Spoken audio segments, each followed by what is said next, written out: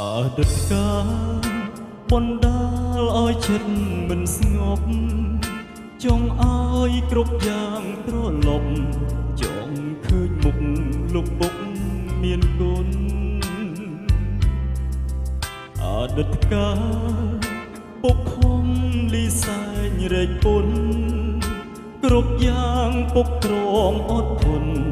ដើម្បីកូនបានដូចគេឯងញើសដូចឈាមក្រំក្រៀមកណ្ដាលថ្ងៃក្តៅដល់ផ្ទះ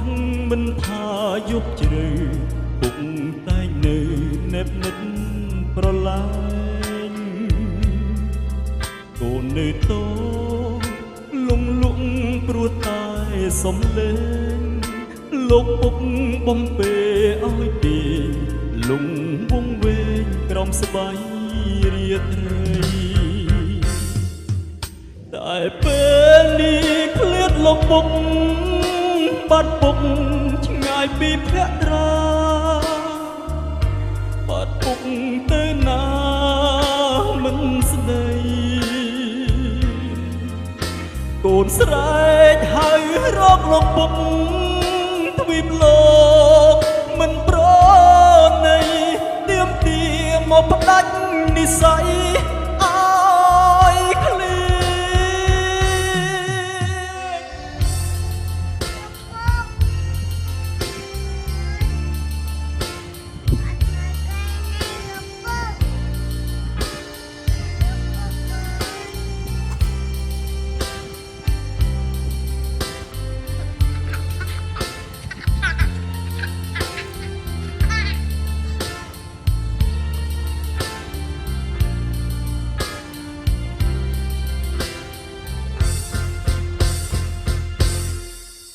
ចង់ឃើញមុខ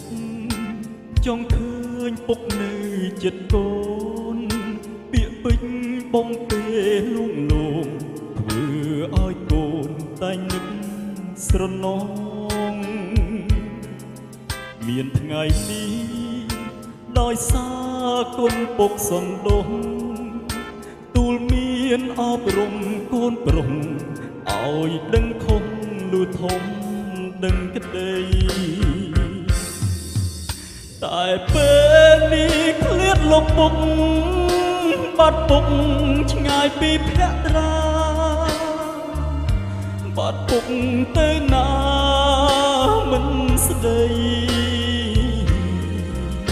កូនស្រែកហើយរកលោកពុកទ្វីបលោកមិនប្រណីទៀមទាមកផ្ដាច់និស័យ